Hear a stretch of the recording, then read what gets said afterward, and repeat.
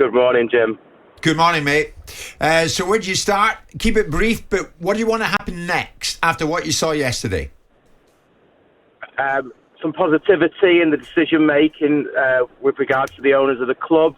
A huge Ollie fan, but the coaching isn't to the standard of world-class football that we need. The decision-making on the pitch from the players is evident that the coaching isn't there to the standard that we need, and something needs to change very quickly. And what's that something, Rob? A decision from the board to bring somebody in. Again, I'm a huge Ollie fan as a player, as a person. We need a world-class manager. Those ones have been snapped up by our rivals and they've schooled us on the pitch.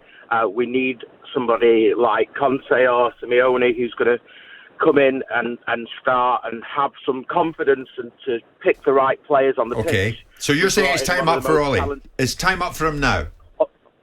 Unfortunately, yes. Okay, Rob, listen, thanks for the call. And I know you sympathise with it. There's always a love Ollie, but, I mean, the United fans, you can't fault them for that because they know what he did for the club as a player. Serge, a big United fan. Serge, good morning.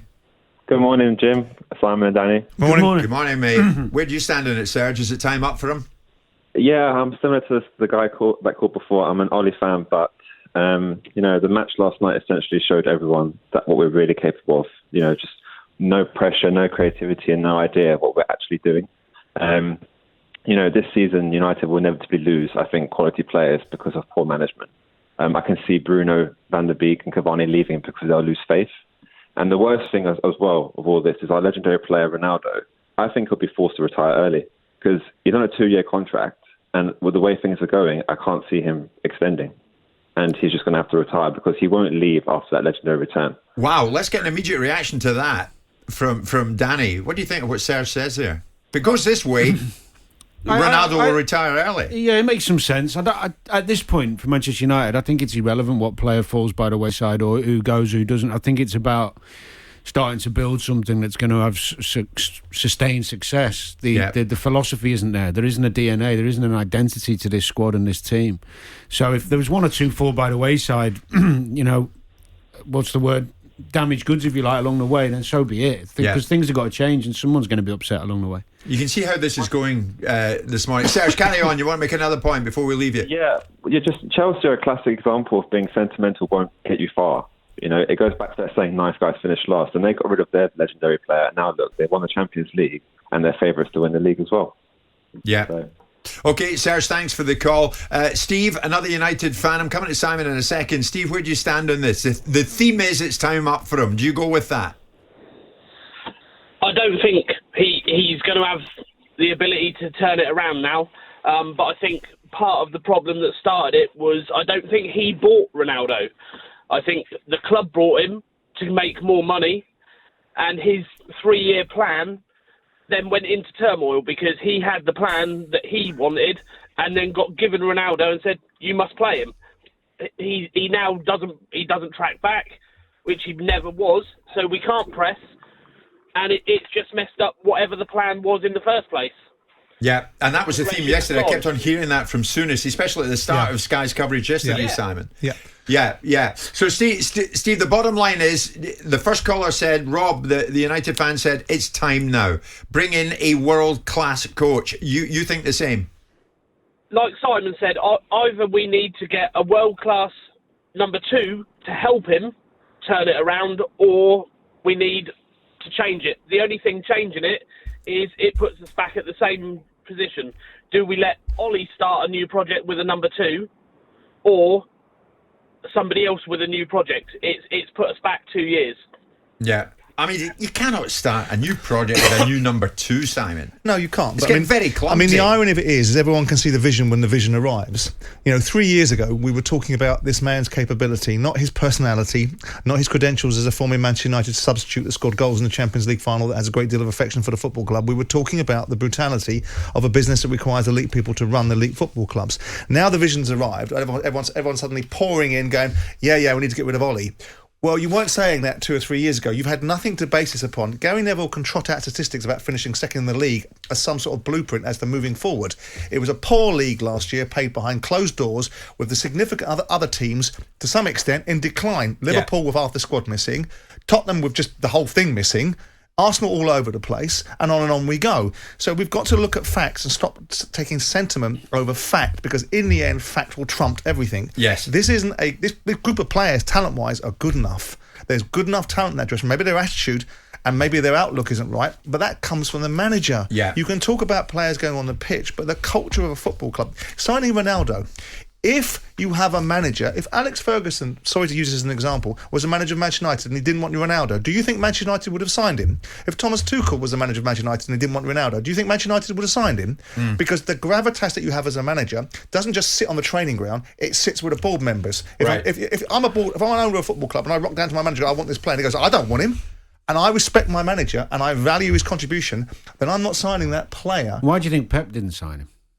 Well, for a whole list of reasons that we knew all before the beginning of the season. I think that's why, is what you're saying. Yeah. The other thing is just on it, one of the callers putting a lot of the blame on Ronaldo. Look, this ain't just a Ronaldo problem. Oh, no. There's a lot of other players. Top to bottom problem. Yeah, this ain't just Ronaldo. He hasn't come in and all of a sudden spread this disease amongst the other players that they're not working hard. You know, if Ronaldo had gone into Liverpool's team, you're still going to have all the others working the same because the manager dictates it. So it's not just Ronaldo. It's not just about Ronaldo. I don't. Rob's another United fan who's saying all he's taken us as far as he possibly can. He has the advantage over others. He'll still leave as a legend of the club. Get Conte in, says Rob. Coming to you, Dave, in a second. Veer, a big United fan. What do you want to say, Veer? I mean, we're hearing from Simon. It's now sentiment over fact, and it can't be that, can it? No, there's no sentiment over fact. It's truly depressing. And, I wanted just to bring up 2 points. One, just to pick your brains as a panel as to what exactly the ex-players were saying about Ole Gunnar Solskjær. Gary Neville yesterday, he was saying Ole needs the season. And then in the same sentence, more or less, he says he needs the trophy. And they're two parallel lines for me. You can't stay this season and win a trophy. He's out of the Carabao Cup. He's not going to win the league. He's probably not going to win the Champions League, in which case you're saying if he wins the FA Cup, it's enough. Well, it wasn't enough for Louis van Gaal in year 2. Why would it be enough for Ole Gunnar Solskjær in year 3? It's a good point, isn't it? Because they're talking drivel. They're moving into territory of sentiment. Gary Neville got himself into a terrible position yesterday of trying to defend the indefensible, because Gary's got himself into a position with Sky where he's the oracle and his opinions aren't challengeable. What you got was a pushback from Jamie Carragher, who drove a bus for him, Graham Souness, who made his opinions look ridiculous, and then you've got this whole observation from other people like Rio Ferdinand that defending the indefensible. I get it. He was your mate. But let's look at the facts. You can't compare sacking a manager at Salford to managing Manchester United. You can't talk about, on one hand, saying, I thought they were going to switch a light off, and then the next sentence turn around and say, you can't switch a light on, you can't do that instantaneously. So the whole thing is based upon an emotive reaction to what ultimately was a tonking. The facts are in front of you. He's a really nice guy. But you know what? Nice guys at the elite end of business, whether it's business or football, just simply don't cut it. Yeah. You've got to get to the bottom line. And Ollie coming out after the game and saying, we're close. You're close to what? The Lion, the Witch and the Wardrobe, to Narnia. You're close to nothing. You're a mile away from these guys. Yeah, and everybody seems to remember what you say, Simon. James in Farnborough. Simon was right when he said the signing of Ronaldo could be Ole and United's undoing. Thanks, Veer, for that. Dave, a United fan who's been waiting patiently. There are so many of you. We're trying our best to get as many as we can on this morning. Dave, good morning. Good morning, Jim. Good morning, mate. So where do you stand on it? You're hearing the theme. It's got to be time up. It's now sentiment over fact. We love the guy, but we love Ollie, but where do you stand on it? Well, Jim, you know I'm going to back the guy because I spent the last 18 months doing it. I fell out with Sam a few times over what he said about Ollie. I've always thought Sam may have been right, although I hoped he would have been wrong. He's very close to him pulling the trigger on him now. But I think this Saturday is a biggie for him. A lot of things need to change this Saturday, from this Saturday. I mean, I didn't mind his press conference before or after the game yesterday. He said some really great things. You could tell he was hurt. But what I want him to say, he doesn't turn on his players, and I love him for that. He's not a Mourinho. But what I wanted him to say was, you will see a different team on Saturday. Exactly. You may have some different members playing. We're going to start to press. You're quite correct. All you pundits saying we're not pressing, we're going to play a pressing game. We've got pace. You need pace. We've got that. But we don't play a pressing game. Hardly any of them do. The only person up front that presses is Cavani. He never plays. He's got to start on Saturday. I would suggest with Lingard and maybe Rashford. But Lingard and Rashford are told to bomb up and down them wings and out the full backs. Beckham used to do it. Beckham ran his heart out. Wasn't the fastest in the world, but he never stopped running. But Dave, if a 5-0 home defeat to Liverpool doesn't change your tune, what will? Jim, if they start to do those things, if they stop this playing out from the back when they have a goal kick, because they can't do it, we've got 2 players that are poor on the ball at the back. We've got 1 player that can't control it to save his life. We've got 1 player that's fantastic on the ball, but unfortunately, he's slower than Douglas Bader. He can't move. Dave, stay on the line, and I'll put this to Danny first. Danny, think of this. Obviously, 3 points a game. So what's the tally?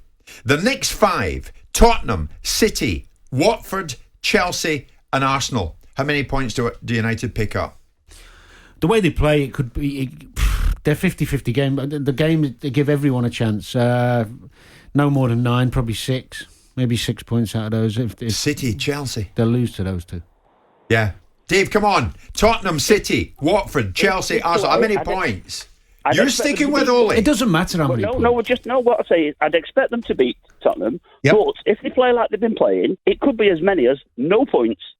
It could be as many as no points. We've been giving a goal or 2 away every game. So if it's no points, do you change your tune, Dave? Because when you play good teams, great teams, you go 1 or 2 down. But Dave, you've sort of made the point I've been making all morning about those that are involved in the invested interest in Ole. You know, in the back of your mind, like the board of directors know, like the pundits know, you know that he probably hasn't got the chops. And you want him to have the chops, but wanting him to have the chops and having the chops are 2 different things. The different things. Simon, I've only fell out with you over the months because I've gone against you, because not that you've said, I think that it was derogatory putting him up as a B-rated manager. I think you were the wrong person to say that. It's all right to have an opinion, but I think you were the wrong person. We can't get into that now because it'll take too long. I don't have time to tell you why. But I think you were wrong. But I've never been 100% believing that he would be the man for it. I've hoped it, as you said. But I've never been 100% because you're quite correct. He's only been with Mulder and nowhere else. OK, Dave, listen, thanks for that. Chris is saying, Jim, you've read them out. Tottenham, City, Watford, Chelsea, Arsenal. If they're lucky, 3 points. Jim White and Simon Jordan. Monday to Thursday morning, 10 till 1. On AM, on DAB, via the talkSPORT app and on your smart speaker. talkSPORT.